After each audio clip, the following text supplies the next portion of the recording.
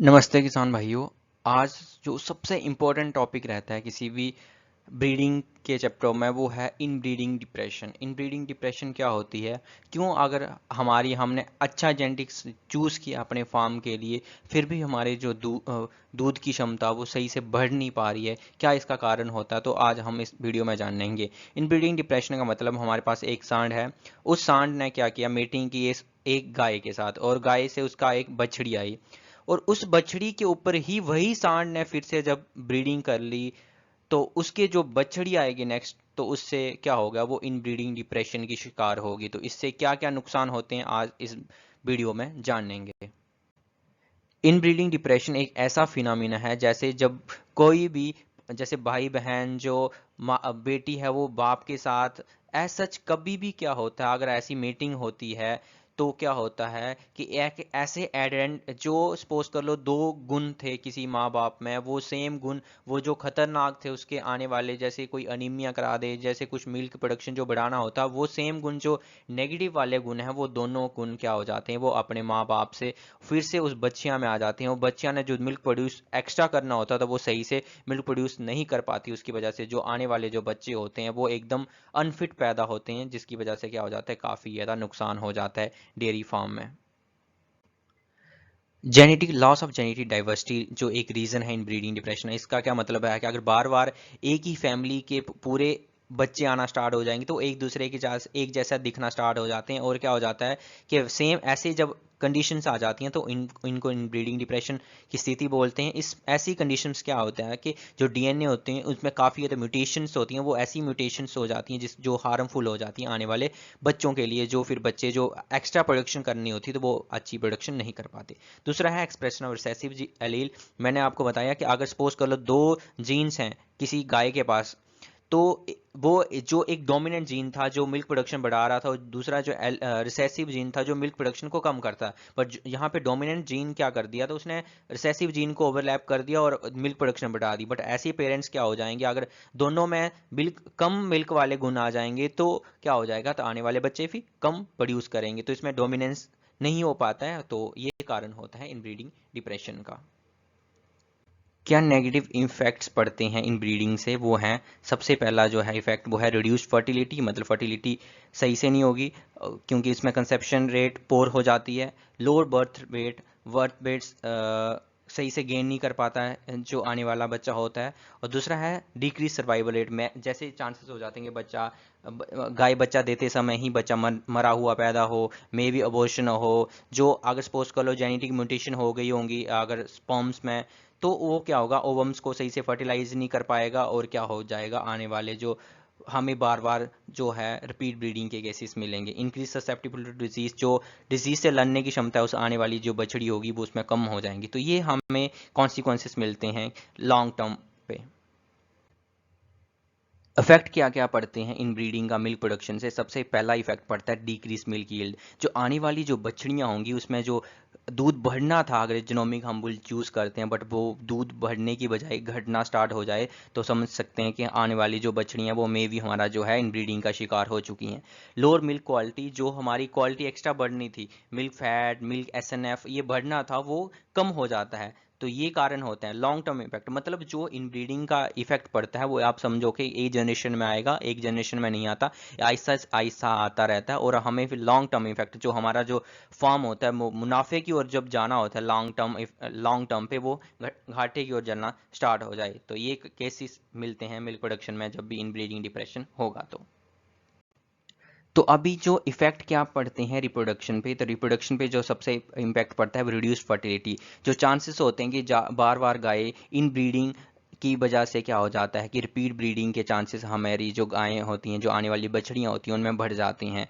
तो हम सोचते हैं कि हमने may be genomic bull choose किया था बट वर्ड फर्टिलिटी में सच इंप्रूवमेंट नहीं हो पाती। दूसरा इंक्रीजिंग कार्विंग प्रॉब्लम, डिस्टोकिया की प्रॉब्लम जैसे बढ़ जाती है, क्योंकि जब भी इनब्रीडिंग होगी तो रिसेसिव एलील्स आएंगे, रिसेसिव एलील्स की वजह से म्यूटेशंस पैदा होती हैं, जो बच्चा सही होता है मे बी उसका हेड साइज बढ़ जाए और वो डिस्टोकिया की प्रॉब्लम क्रिएट करे। तो ये सब चीज़ें होती हैं। जैसे केसेस है स्टिल बर्थ और न्यूनेटल मोर्टिलिटी, मतलब ऐसे केसेस जब गाय बच्चा देते ही वो क्या हो जाता है, मरा हुआ पैदा होता है, या फिर बच्चा आते ही एक दो दिन में मर जाता है। ऐसे केसेस में भी हमें मिलते हैं। तो आप समझ सकते हो कि अगर सपोज को हमारी जो सेक्सीमेन से बछड़ियाँ आनी थी, वो सेक्सीमेन की बछड़ियाँ जो सही आनी थी वो मरी हुई पैदा होंगी। तो अगर ऐसा कुछ है तो हमें इनब्रीडिंग का हम शिकार हो रहे हैं। फर्टिलिटी रिड्यूस कैसे होती है इन ब्रीडिंग डिप्रेशन की वजह से? तो क्या क्यों बार बार गाय जो रिपीट हो जाती है? तो कारण क्या होता है कि जब भी रिसेसिव एलील्स आएंगी, मे बी म्यूटेशंस हो जाती हैं ओवम में, ओवम का जो डीएनए जो सही आना था वो सही नहीं आ पाता है, या स्पर्म से सही से डीएनए नहीं आता, और जो फर्टिलाइजेशन होनी थी वो सही से नहीं हो पाती, क्योंकि ओवम अगर उसमें सही से पूरा क्रोमोसोम्स प्रॉपरली आएंगे तब ही वो क्या हो जाएगा, उसकी ग्रोथ हो पाएगी। और ऐसा नहीं होगा तो इन बार बार रिपीट ब्रीडिंग हमें देखने की मिलेगी और गाय हमारी कंसीव नहीं होगी।